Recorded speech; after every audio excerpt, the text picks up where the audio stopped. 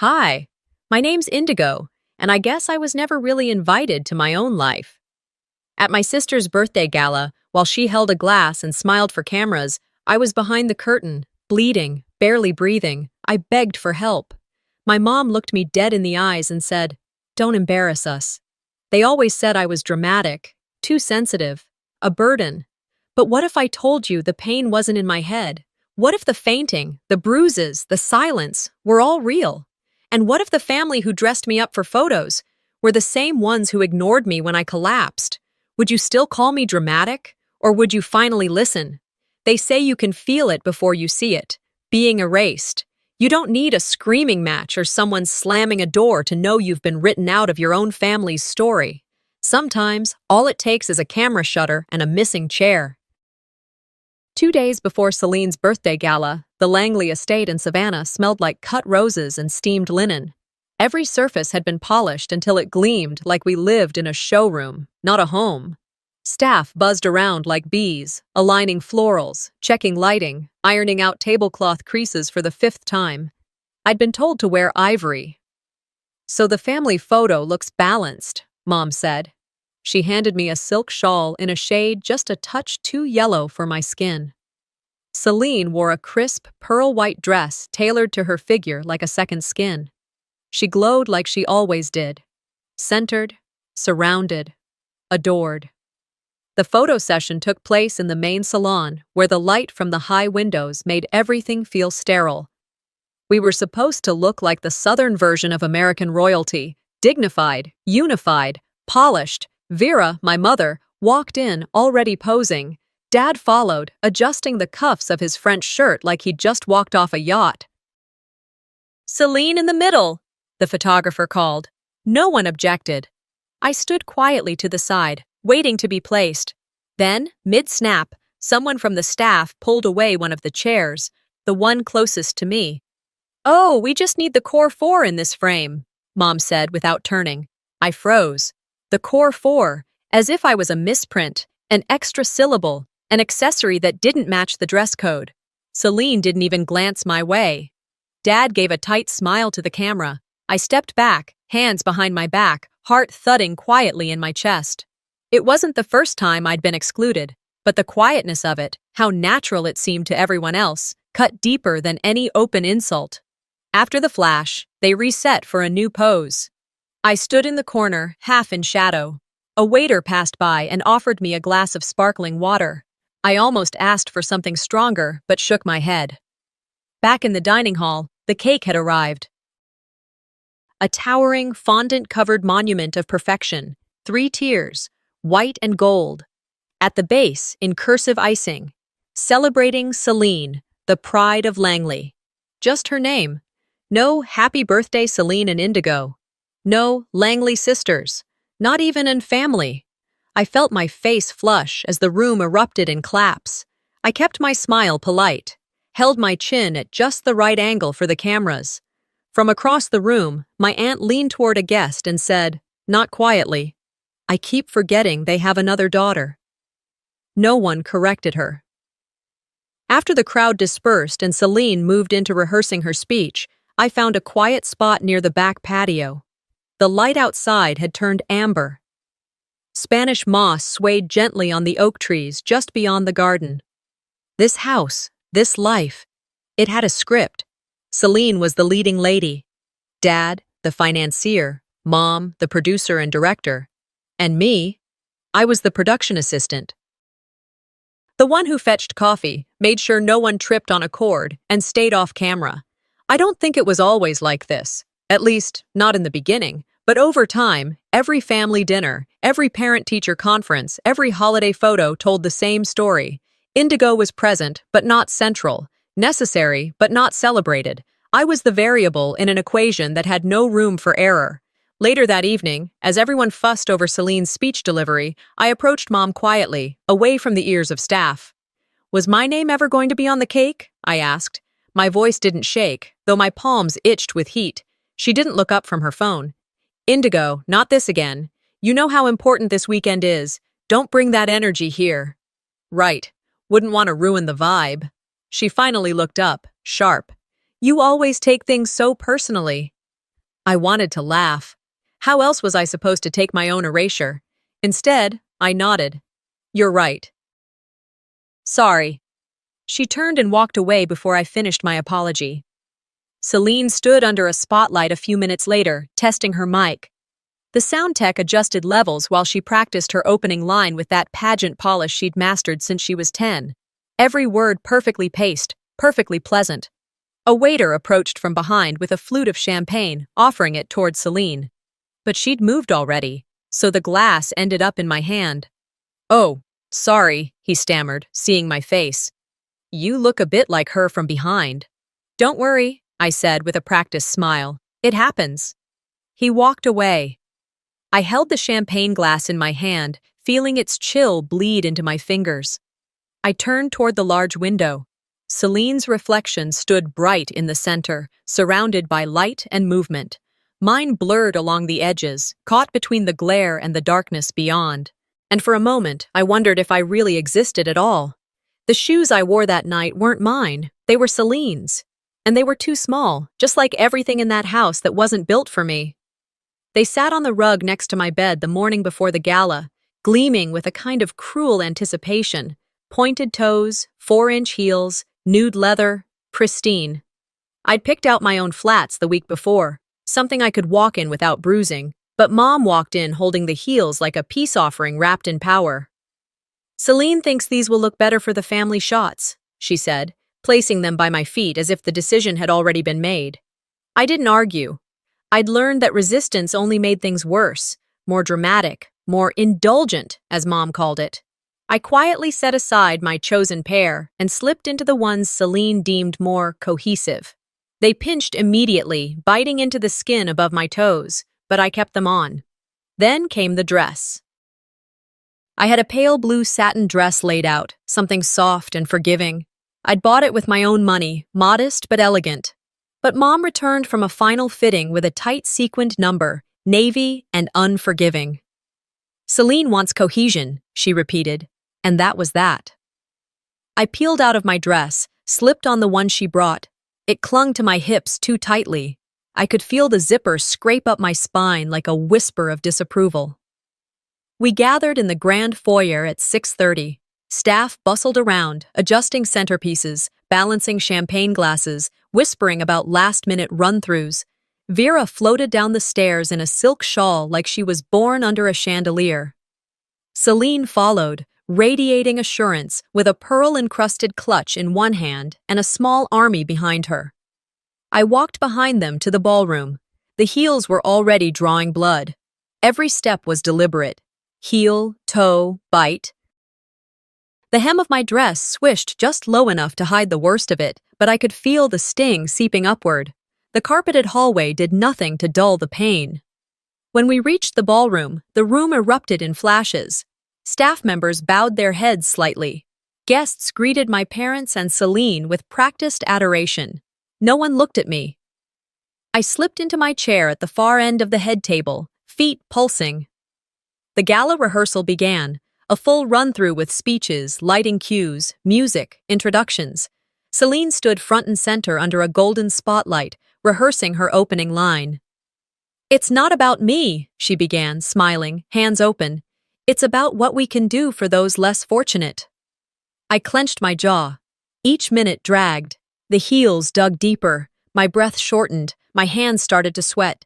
Every movement sparked a new jolt. By the time Celine reached the third draft of her closing line, I could feel a sticky warmth pooling inside my shoe. Still, I stayed seated. I smiled when the coordinator glanced my way. I nodded when Mom gave a thumbs up. The only thing louder than the music was the sound of my pulse in my ears. Eventually, I excused myself quietly and made my way backstage, ducking through the side entrance where staff prepped staging. My feet screamed with each step. Behind a black curtain, I pulled one shoe off and stared. The sole was dotted with blood. The back of my heel had split open. I pulled a tissue from my clutch and pressed it down, trying not to cry out. A voice behind me startled me. "You okay?" It was a young server, maybe 20, holding a tray of empty glasses. "I'm fine," I said quickly, pressing the tissue harder. "Just tight shoes." He nodded sympathetically and disappeared. I stood, one heel on, one off, swaying slightly. Then I heard Mom's voice, just outside the curtain. "Where is she?" "We have the final sequence starting in 5 minutes." I stepped out, both shoes back on, posture forced upright. "I'm here." She didn't look at my face. "Don't embarrass us, Indigo. Just smile and be graceful." Her words landed harder than the pain in my feet. I nodded once. No comeback, no emotion, just a nod. And I walked with her back into the light. Celine stood smiling beside a slideshow screen as applause echoed across the ballroom. I returned to my seat, folded my hands, and clapped along. No one noticed the way I leaned slightly to my left, trying to ease pressure off the deeper wound on my right heel. As the applause continued, the camera crew swept across the stage, capturing B-roll for social media. I forced my smile wider. When the flash hit my face, I saw stars. At one point, Dad leaned over and said, "You're doing good. Just keep still. You know how she gets if things feel off." He meant Mom, but he didn't have to say it. We all knew. The pain didn't plateau. It evolved. It sharpened, radiated. I imagined the blood was spreading across the arch of my foot, soaking into the leather, but the show had to go on. The speeches began again, and this time I couldn't focus. My vision flickered. I tried to track Celine's voice, but the syllables blurred together like distant traffic. I blinked, gripped the edge of the table, whispered to myself, "Don't faint, not in front of them." After another hour, the room grew louder, the lights sharper, the air tighter. I needed to breathe. I stood quietly and slipped away, weaving through a knot of waiters, clutching the curtain on the side stage as my body tilted. Behind the drapes, it was darker and quieter, but no cooler.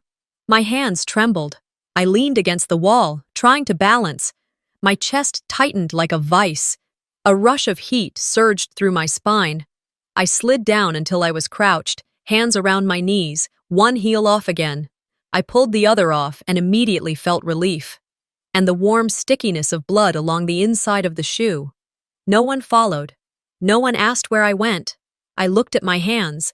They shook uncontrollably, glistening with sweat and something darker near the nail beds. I closed my eyes. The nausea rose like a slow tide. "I am not going to faint," I whispered to myself. "Not in front of them." I pressed both palms to the floor, grounded myself in that cold tile. And yet, something in me already knew. I was fading. The next thing I remembered clearly was the soft click of my bedroom door closing behind me. I had made it up the stairs somehow, after slipping away from the ballroom, after sitting behind the curtain trying not to pass out, after stuffing tissues into my heels to soak the blood. The hallway lights were still on. The house was quiet. I could hear the faint hum of Celine's voice coming through the vents, still rehearsing her speech, probably adding new flourishes to make the audience cry. I lowered myself onto the edge of my bed like someone easing onto a ledge. My thighs trembled from holding back the shakes all night. I kicked off the shoes and stared at them, still pristine on the outside, but soaked red on the inside lining. They looked expensive and merciless. My feet were raw. Blisters had opened and fused with the leather. I took a damp towel from the vanity and pressed it against one heel. The sting made my eyes blur. Still, no tears. I was long past crying over surface pain. As I sat there, breathing in shallow gulps and staring at my reflection in the vanity mirror, one image kept flashing in my head. I was 11. I'd just collapsed in gym class during a spring fitness test. The teacher thought I was faking it until I vomited on the mat. I ended up in the nurse's office. Dizzy, nauseated, struggling to keep my eyes open. I remembered the nurse's worried face, the cool compress on my forehead, and the soft tone in her voice when she said, "I'm going to send a note home." I should have known what would happen next. Celine got hold of the note before I did. I remember her standing in our kitchen later that night, waving the crumpled paper like a flag. "Maybe experiencing pre-syncope," she read aloud in a dramatic tone. "That's just fancy talk for too lazy to run laps." She laughed. My parents chuckled. Dad even patted Celine on the shoulder, impressed with her pronunciation. Mom said nothing at all. She just looked at me and muttered, "Stop overdoing it. No one wants to hear about your stomach every week. That moment never left me. It was the first time I realized my pain, real, medical, validated, was a punchline in this house. Years later, I found out there'd been more. I was 17 when I stumbled across a sealed envelope tucked into the bottom drawer of Mom's desk. It had my name on it. Curious, I opened it. Inside was a letter from a vascular specialist, someone from Atlanta. It was dated 18 months earlier. The letter confirmed what I'd always feared, but never had the words to say: abnormal blood flow, fragile vessels, elevated risk of syncope under stress or heat. A recommendation for ongoing monitoring and gentle physical therapy. None of that had ever been told to me. No appointments had been made. No one even mentioned the name of the doctor. I had confronted Mom about it once, casually, as if I hadn't already read every word. "Do you remember, Doctor Hanley from Atlanta?" I asked. "He wrote me a letter about some test results." Her reaction was instant and sharp. "That wasn't important. It would have made you paranoid. You hid a diagnosis from me. I protected you from labeling yourself," she said coldly. "The last thing we needed was you playing the victim." And there it was again, my health reduced to her brand management. Back in the present, I leaned forward, placing both feet flat on the floor. The pain was less now, muted by exhaustion. But the anger had started to simmer. I glanced at the small package I had left by the door earlier in the day, a gift I'd worked on for 2 weeks. A framed watercolor I'd painted from a photograph of Celine and me as kids. It wasn't just art, it was the last piece of me trying to connect to her. I'd placed it on the designated gift table in the afternoon, wrapped in cream paper with a hand-tied blue ribbon. No card. I wanted her to recognize it without instruction. But an hour later, I saw it had been replaced. A Gucci handbag now sat in the exact same spot, with a crisp white tag that read, "From Indigo." I knew instantly who had done it. When I asked Mom, she didn't even blink. "The painting didn't match the aesthetic," she said, sipping her wine. "It looked too homemade. This is a curated event, Indigo. We have a standard to maintain." I nodded, but something cracked inside me. It wasn't just the gift. It wasn't just the shoes, or the dress, or the years of being invisible. It was all of it, stacked, layer by layer, like the chairs at the gala that only had space for 4. I sat back down on my bed, opened my phone, and pressed the record button. My name is Indigo Langley. I am not dramatic, I am not delicate, I am not ungrateful or attention-seeking or whatever version of me they keep rewriting. I am tired, I am bruised, and I remember everything. I paused, then saved the voice memo. It felt good to hear my voice. Strong, measured, unfiltered. I opened my laptop and pulled out the flash drive I'd kept hidden in an old mascara tube for months. Slowly, deliberately, I began organizing the folders. Video clips, one from last Christmas when Mom told me not to ruin the holiday after I fainted from standing too long. Audio files, recordings of whispered insults, of Celine joking that I was born allergic to joy. Screenshots of text threads where I was labeled fragile and a PR problem. I didn't collect these things to start a war. I collected them to remember that I wasn't imagining it.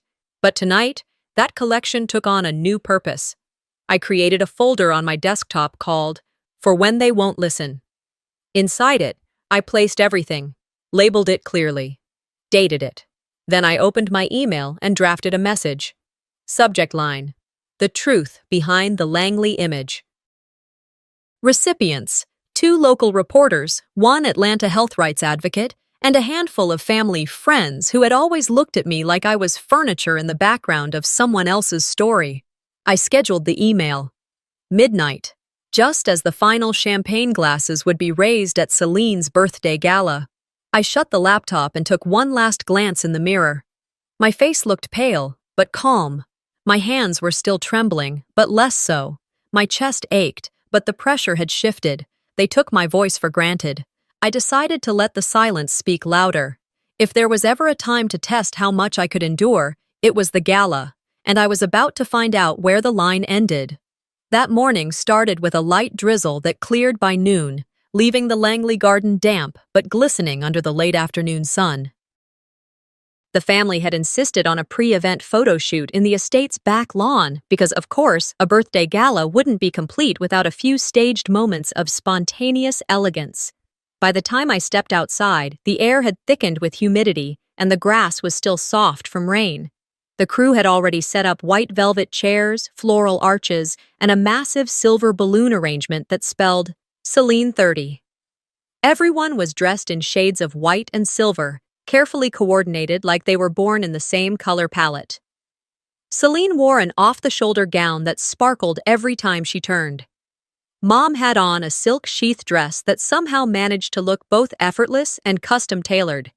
Even Dad, who usually grumbled about these events, stood tall in a pale linen blazer and crisp slacks. Me? I wore a satin slip dress Vera had picked out. It was too tight across the chest, and the tone was just off, more cream than white. I had tried to tell her it clashed. And her answer, "You're not the focal point, Indigo. You'll be in the second row." So I stood there, in the margins, waiting for direction. "Closer, everyone," the photographer called. "Let's bring Celine to center. Mom on the left, Dad on the right." I moved toward them, as instructed. "Indigo," Celine said under her breath, barely turning her head. "Your dress doesn't match. Just hang back a little, yeah?" My feet froze.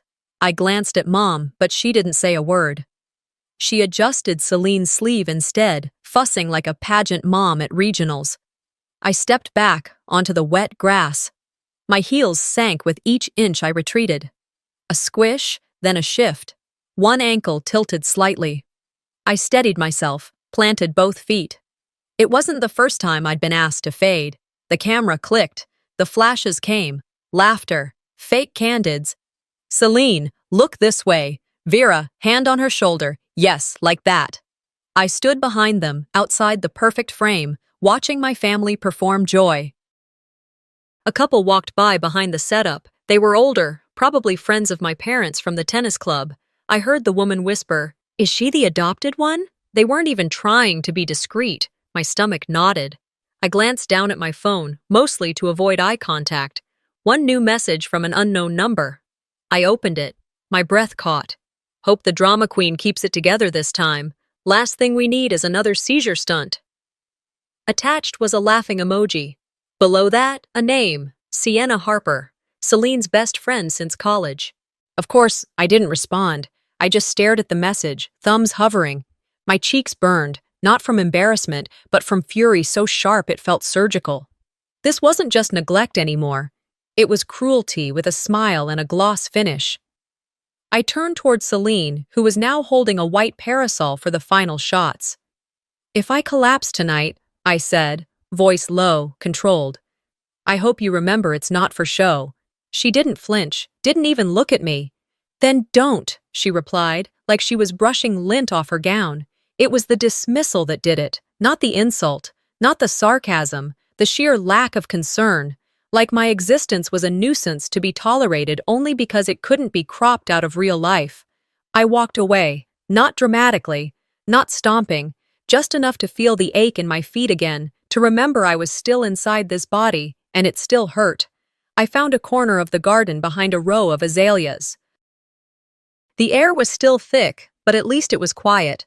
I pulled out my phone, opened my email app, and checked the draft again. To be sent. 12:00 a.m.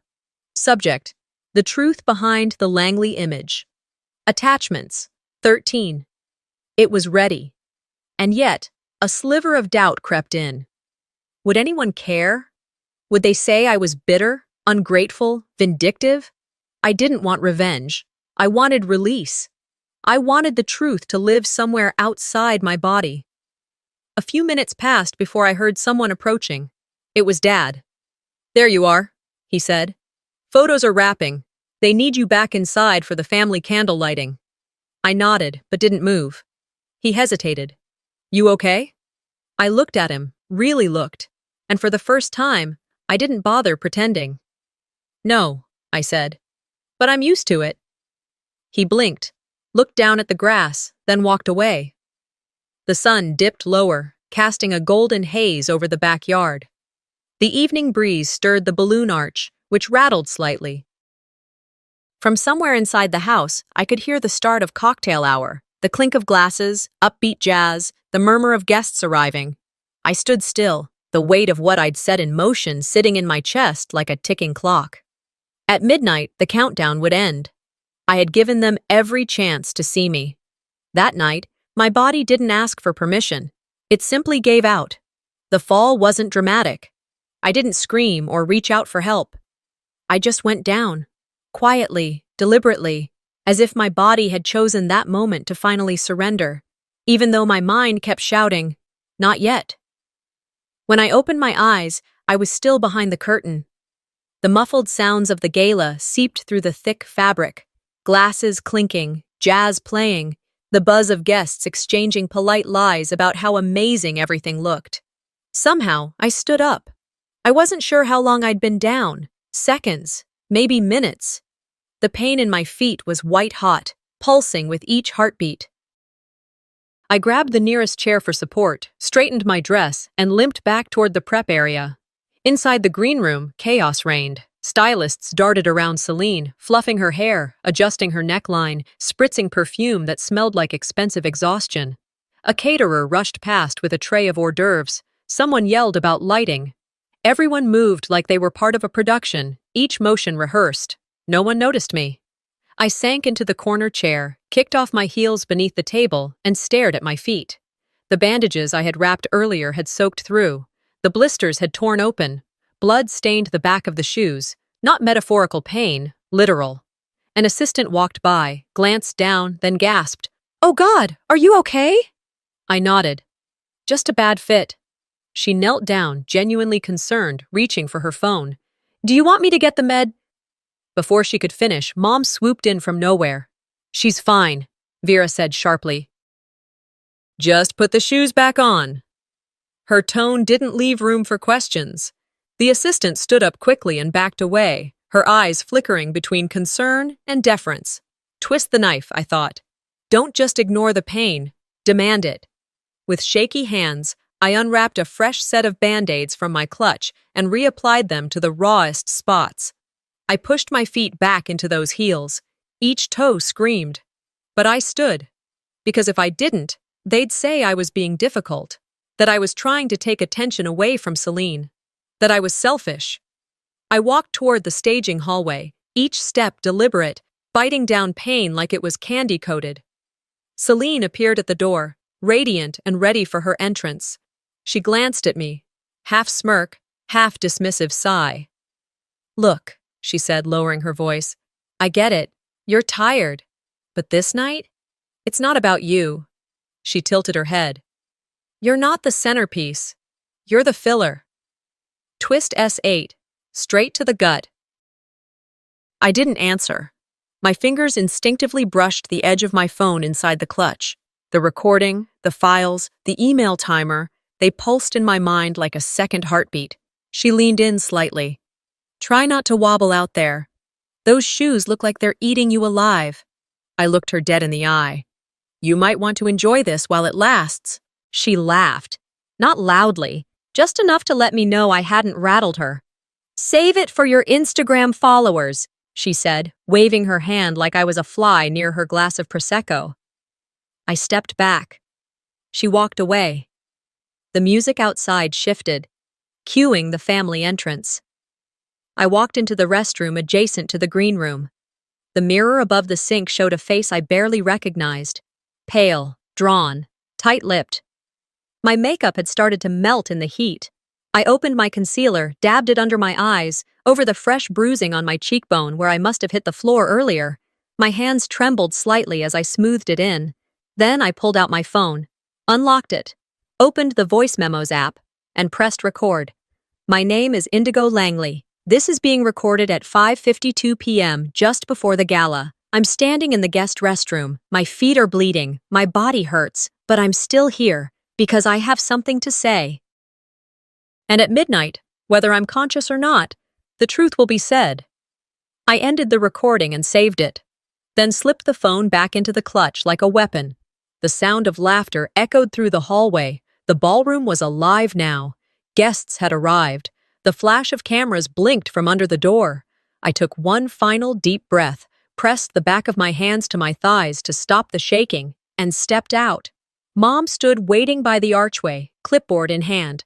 Her eyes scanned me from head to toe, assessing, not admiring. "You look tolerable," she said. "Just keep smiling, and no sudden exits, understood?" I nodded. Wouldn't dream of it. She didn't catch the sarcasm. She never did.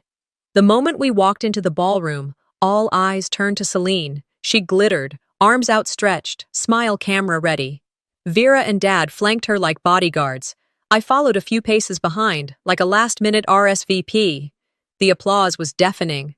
I smiled. But inside, my heart had already started burning. When I stepped onto that ballroom floor, I knew this was the last time I'd ever let them use me for their image. I stood tall, even though my knees trembled beneath the sequined dress that never truly fit. My smile stayed fixed, practiced. But my jaw, that was clenched so tight it ached. The air inside the ballroom was thick. Perfume, candle wax, warm lighting, and tension. 100 guests, maybe more, scattered across white gold tables. Every centerpiece screamed perfection. Every face turned when Celine walked in, bathed in spotlight like she'd arrived from a better life. I followed 5 steps behind. Then the MC, bless his unaware heart, called out into the microphone. "Before we begin tonight's formal program, we'd love to invite Celine's sister to say a few words." For a beat, silence. All heads turned. Mom stiffened. Celine blinked, caught off guard for once. Dad's hand twitched on his glass. I walked forward. My heels clicked softly over the polished floor. Every step was agony, but my spine held steady. The mic waited at center stage like a dare. I stepped up, took a breath, looked out at a sea of faces I barely knew, but somehow still feared. "Good evening," I began, voice low but steady. And then, static. Nothing. My voice didn't carry. I glanced down. The mic's light had turned off. I tapped it gently, twice.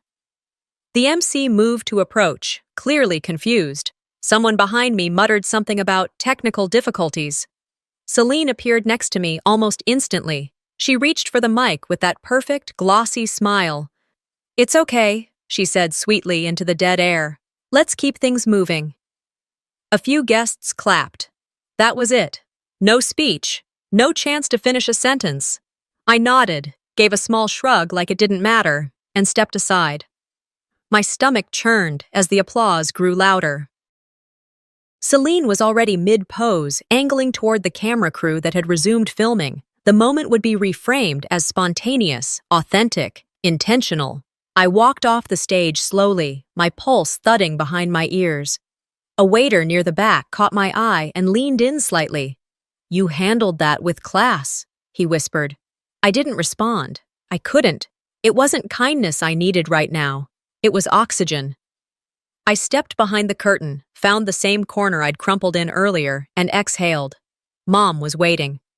She marched in from the hallway, expression sharp enough to cut glass. She didn't wait until we were alone. "What the hell was that?" she hissed, keeping her voice low but lethal. "You were told not to get involved in the speaking segment." "I didn't ask to speak," I said, still stunned. "They called me up." "You should have declined," she snapped. "Celine is the focus tonight. You're there to support, not steal attention." "I wasn't trying to—" "You never do." That's the problem. Her words hit harder than the mic failure. That was when I heard a small sound, a faint click, like a phone's camera app closing. I turned my head. Standing off to the side, just inside the door, was one of the staff, a young man in a black vest and tie. I recognized him vaguely. He'd helped set up floral arrangements earlier, but his eyes weren't on the decor now. They were on Mom. And his phone was still in his hand. He met my gaze, didn't smile, didn't blink, just nodded once, and walked away. I didn't think much of it in the moment. The next 10 minutes passed in a blur. Celine gave her speech, flawless, emotional, beautifully hollow.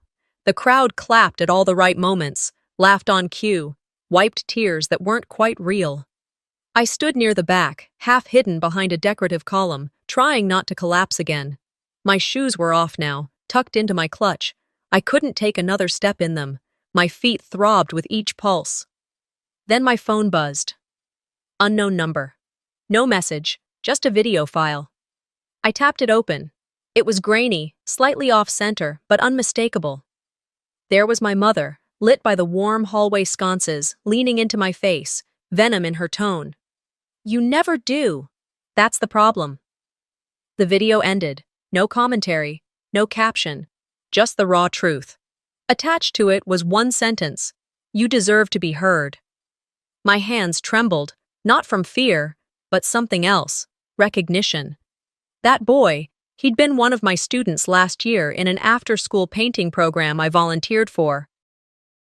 Quiet, observant, always watching. He'd watched me now, too.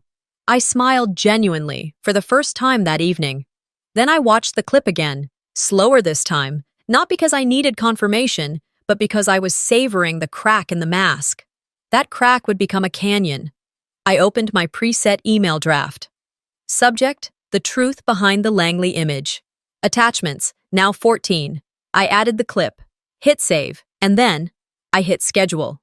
Delivery time: 12 a.m. sharp. To press@localnewsga.com, editor@womeninjustice.org, 4 longtime family friends, and a few select former teachers and donors Celine had claimed to represent. It was done. I didn't tremble. I didn't cry. Instead, I walked, barefoot, steady, to the powder room, washed my hands, smoothed the front of my dress, checked that my phone still buzzed with life in my clutch. And for the first time in a long time, I felt taller than Celine. They wanted silence. I gave them truth, unmuted and unstoppable. The seconds after scheduling that email felt louder than the gala itself. A soft, steady roar buzzed in my ears, half adrenaline, half the weight of everything I'd carried for years pressing against my chest. I didn't move, not right away. I just stood there, behind the column, heels off, breathing unevenly as the MC announced Celine's final toast. "Ladies and gentlemen, at the stroke of midnight, we raise our glasses to celebrate not just a birthday, but a legacy." I could practically hear Vera grinning behind her champagne glass. The ballroom lights dimmed slightly for effect. Candles flickered in rhythm with the background music. Celine stepped into the center, now bathed in soft gold. Her dress shimmered. Her earrings sparkled. Her smile could have sold miracles. Everyone stood, flutes in hand, poised for a picture-perfect moment. And then, the screens went black. All 3 of them, 2 behind the stage and 1 large overhead projector, suddenly flickered out. There was a short pause, a whisper. Some guests glanced around, assuming a technical glitch. Vera turned sharply toward the sound booth, brows furrowed. Celine froze mid-gesture, hands still raised, eyes darting left, then right. And then my face appeared. It wasn't glamorous. It wasn't rehearsed. It was just me. No makeup touch-up, no lighting filter, no pretenses. The frame showed me in my bedroom the night before, sitting by my window, voice low but steady. "Hi, if you're watching this, it means I couldn't say these things to you in person. Or maybe I already tried, and you didn't listen." Gasps filled the room. A few guests sat down, stunned. Others leaned forward, eyes wide. Someone spilled a drink, and no one even looked down. "I'm Indigo Langley," the video continued. "Daughter, sister, background character in the Langley brand. I've lived in the shadows of smiles and sponsorships for years. But what I've carried was never silent." The clip cut to scanned medical documents, slowly cross-fading between them. Diagnostic notes, doctor's memos. A bold header: needs ongoing supervision, prone to fainting episodes under physical and emotional stress. Another voice entered next, one that wasn't mine, Vera's. "She exaggerates everything. It's attention-seeking. Always has been." Someone gasped audibly. A woman near the stage covered her mouth. Her husband pulled out his phone. The video then cut to footage taken from a family dinner 2 years ago, Celine's birthday. I was sitting quietly at the far end of the table while everyone else toasted. Midway through the speech, I slid off my chair. My head hit the floor. Celine looked down, rolled her eyes, and turned to the waiter. "Can you just bring the cake out now?" The camera panned to Dad, still eating. Then back to Celine, now speaking at a fundraiser. "My family means everything to me. I wouldn't be here without their unconditional love." Back to me. Back to reality.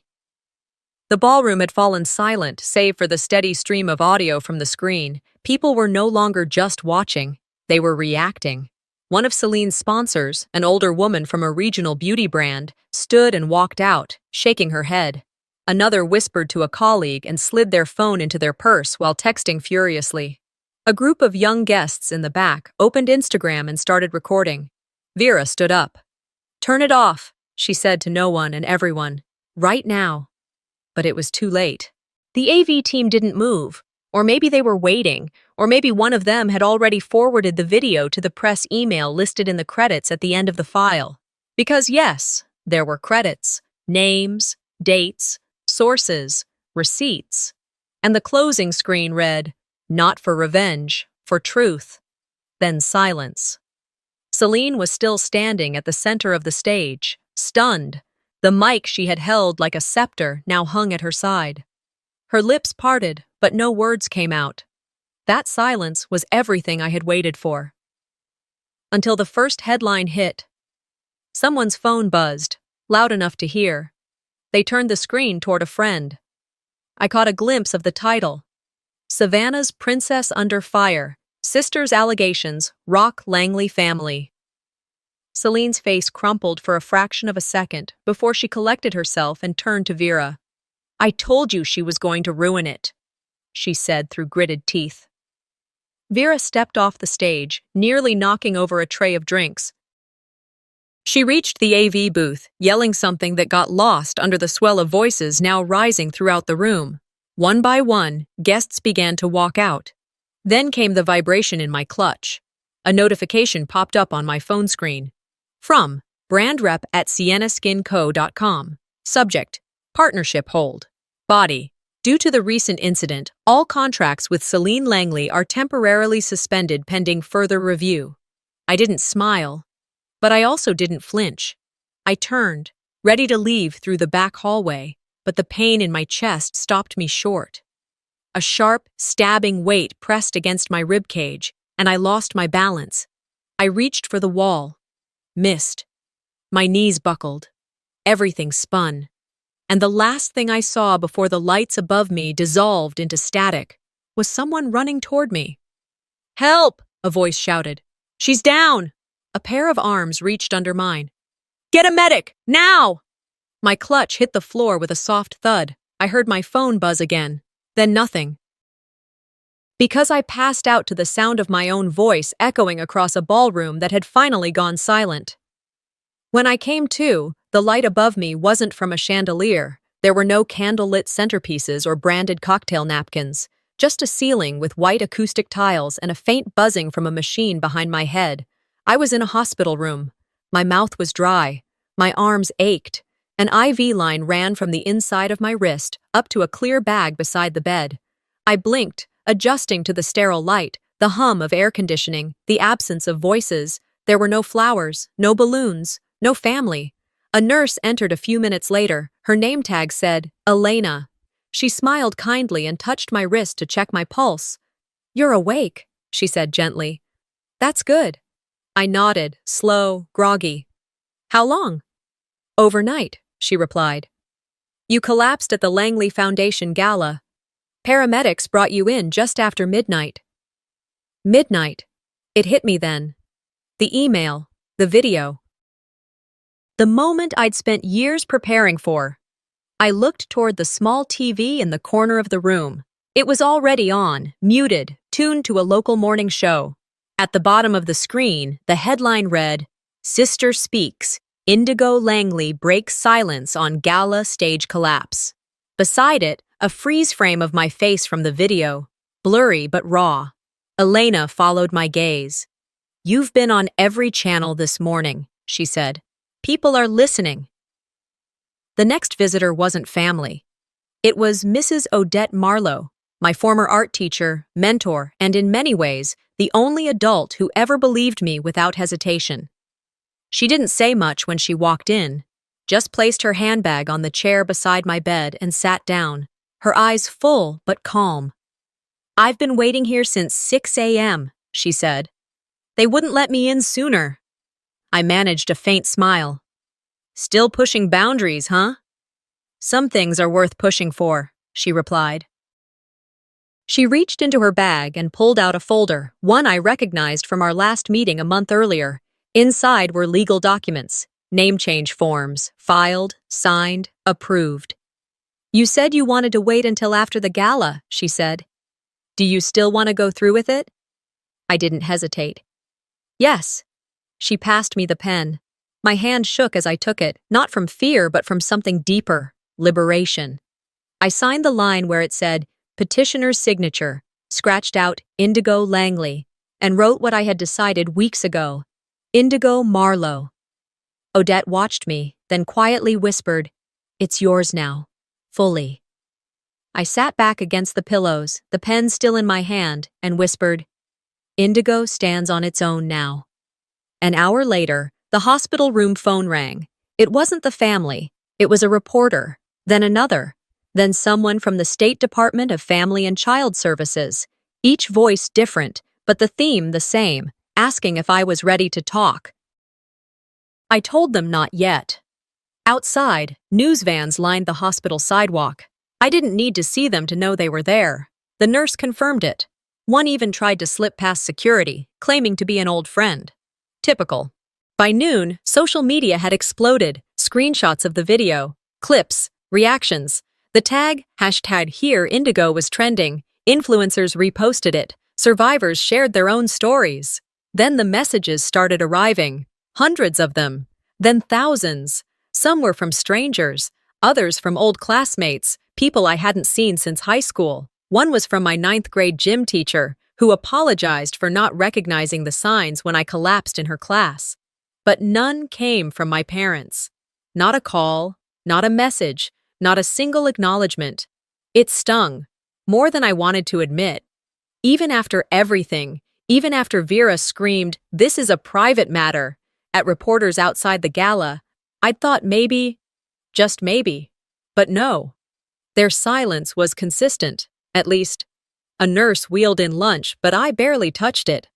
My stomach had twisted into knots. That evening, I was transferred to a private recovery room. The lights were warmer there, the air quieter. I could finally exhale without my lungs seizing. Odette came back with something wrapped in a manila envelope. "I figured this might help," she said, placing it on the table. Inside was a printed copy of the article that had just gone live on Savannah Local. "When silence breaks the ceiling, Indigo Marlowe tells her story." I read every word, slowly, carefully. There was no spin, no distortion, just my voice, finally heard. The journalist had done it justice. They included quotes from the video, evidence from my documents, even testimonials from former teachers and neighbors, and at the end, a simple paragraph. "Indigo doesn't seek revenge. She seeks to be seen, to be understood. And now, finally, she is." I folded the article and placed it in the drawer beside my bed. That night, for the first time in what felt like years, I slept without nightmares. The next morning, a letter arrived, handwritten, no return address. I opened it slowly. Inside, on lined stationery, were just a few sentences. "I saw you. Before they didn't. Before they decided not to. I always saw you. Love, Grandma." I pressed the paper to my chest and closed my eyes. Sometimes healing doesn't begin with justice. It begins with being believed. The transition from Langley to Marlowe wasn't just legal, it was cellular. The name change wasn't about spite or rebellion. It was about breath, space. The quiet realization that I didn't have to carry a legacy built on silence and shine I never consented to. The new place was small, just 3 rooms, one of them barely big enough for a twin bed and a makeshift art corner, but it was mine. The house I now call home smelled like paint and possibility. And this time, the silence didn't hurt. It healed. On my third morning there, while unpacking one of the final boxes Odette had tucked away for safekeeping, I found the letter. A small envelope, aged at the corners, with my name on it in my grandmother's handwriting. She'd passed 5 years ago, and I hadn't known she'd written me anything. The letter was dated 3 days after my 16th birthday. You were never invisible, child. You were just surrounded by the blind. They see what shines, not what glows. But glow lasts longer. Keep glowing, even if no one claps. I didn't cry, not right away. I sat with it, let it move through me like warmth.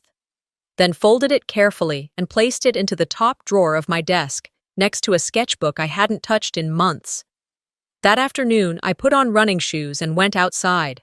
I didn't plan to run, just to walk a little, get some fresh air. The Savannah spring had started to bloom. The sidewalk was dappled in light from dogwood trees. The breeze carried the faintest scent of honeysuckle. I walked 2 blocks before I realized. I felt okay. Then I jogged. 1 block. 2. By the 3rd, my breathing picked up, but there was no tightness, no stabbing in my chest, no lightheaded spell creeping in. Just breath. Rhythm. A cadence I hadn't felt since I was a teenager. I stopped at the end of the street, hands on hips, not because I needed to, but because I wanted to feel that breath deeper. No chest pain, just air, just life. Later that week, Odette drove me across town to the Savannah Arts Council's main gallery. They were hosting a community exhibit titled Reclaim. The director had reached out after seeing my story online. She'd asked if I had any pieces I wanted to show. I hesitated at first, but eventually I offered one. Not Forgotten. A mixed media portrait I'd created after the hospital, inspired by my grandmother's words. A woman's silhouette, stitched together by broken glass and pencil lines, with the words, "Still Here," etched in the lower right corner. The director hung it at the entrance. Beneath it, a small plaque read, Artist, Indigo, Marlowe. I stood there for almost 20 minutes, just watching people stop in front of it. Some looked confused, some moved on, but one woman, middle-aged, in scrubs, her name tag reading Darlene, stood longer than most. Her hand went to her chest. She whispered something. I couldn't hear it, but her eyes said enough. That night, I received an email from my old high school's guidance counselor. They were updating a hallway dedicated to wellness and inclusion. Would I mind if they printed and framed a version of Not Forgotten to hang near the school's anti-bullying campaign? I said yes, and I cried then. A little. Quietly. 2 weeks later, I recorded an episode for a trauma recovery podcast. The host asked thoughtful, careful questions. Near the end, she said, "If there's one thing you'd say to your younger self now, what would it be?" I didn't hesitate. I don't forgive them, I said softly, but I forgive me for believing I deserved their silence. That clip went viral. Not millions of views viral, but enough. Enough for people to write, to reach out, to say, me too. The day of my final hospital checkup, Odette picked me up in her old Subaru. She didn't make it a big deal, just handed me a to-go coffee, asked if I'd brought my insurance card, and waited while I checked my phone for the umpteenth time. The appointment was fast, no lingering issues, my oxygen levels were strong. The doctor said I looked better than your file implies. I smiled at that. As we walked back to the car, I slipped my arm through Odette's without thinking. She didn't react, just walked alongside me down to the riverfront path, the one near the park with the fountain I used to stare at as a kid. We didn't talk much, just walked, hand in hand. My chest didn't ache, my legs didn't shake. I wasn't anyone's shadow anymore. They said I was dramatic. They said I was fragile. They said I should be quiet. I said nothing until now. Sometimes the loudest act of strength is choosing to walk away, especially from those who only love you in silence. Indigo's story reminds us, being quiet doesn't mean being weak, and when no one believes you, documenting your truth might be the bravest thing you can do.